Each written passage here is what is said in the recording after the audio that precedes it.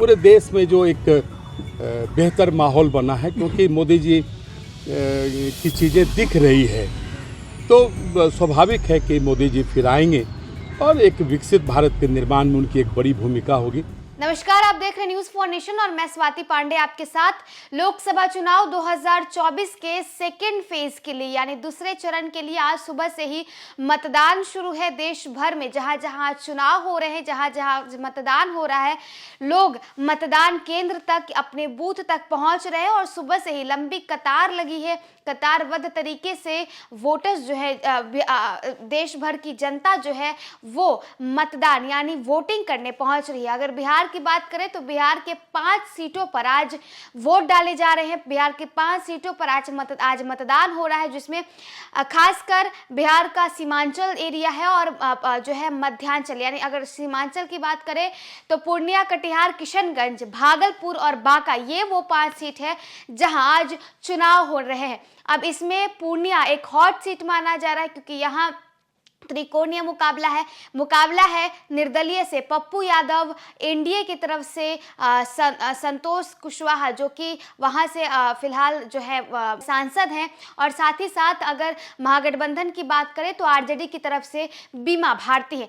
और कटिहार में भी आज सुबह सुबह बिहार के पूर्व डिप्टी सीएम तारकिशोर प्रसाद जो है वो पहुंचे हुए हैं और वोटिंग कर रहे हैं। आम जनमानस से लेकर के, आम जनता से लेकर के तमाम राजनेता भी जो है वो पहुंच रहे हैं और अपनी वोटिंग कर रहे हैं, अपनी मतदान कर रहे हैं।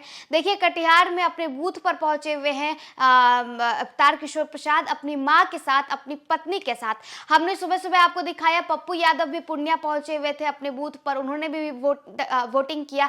इतना ही नहीं, भागलपुर में अजीत शर्मा पहुंचे हुए थे, उनकी जो पत्नी है, अपनी पत्नी के साथ, अपनी बेटी नेहा शर्मा के साथ अजीत शर्मा ने भी वोटिंग किया। और इन सब के बीच अब कटिहार की तस्वीरें दिखा रहे हैं, जहां पूर्व डिप्टी सीएम तारकिशोर प्रसाद अपनी मां, अपनी बूढ़ी मां के साथ, देखिए किस तरह से उनका हाथ थामे हैं, अपनी बूढ़ी मां का हाथ पकड़ करके ले जा रहे हैं और अपनी पत्नी भी उनके साथ मौजूद है, यानी पति, पत्नी और मां, ये तीनों जो है वो वोटिंग करने पहुंची। सुबह से हम आपको दिखा रहे हैं किस तरह से अलग अलग इन 5 सीटों पर हमारे तमाम जो संवाददाता है वो मौजूद है। 5 सीटों पर सुबह से ही हम आपको दिखा रहे हैं किस तरीके से वोटिंग की जा रही है। लंबी लाइन लगी हुई है, लोग पहुंच रहे हैं, वोट कर रहे हैं। कई कई जगहों पर जो है सुबह से लगातार लंबी कतार है।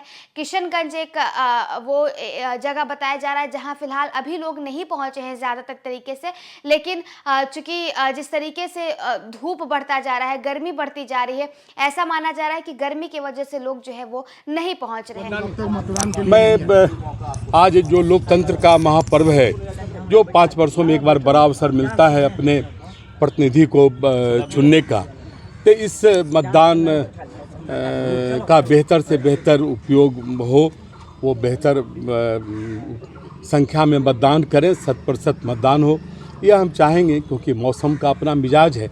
लेकिन जब देश के नेतृत्व का चयन करना है तो इस धूप को भी बर्दाश्त करना पड़ेगा, क्योंकि इसका एक बड़ा व्यापक लाभ आगामी 5 वर्षों के लिए देश की जनता को मिलेगा।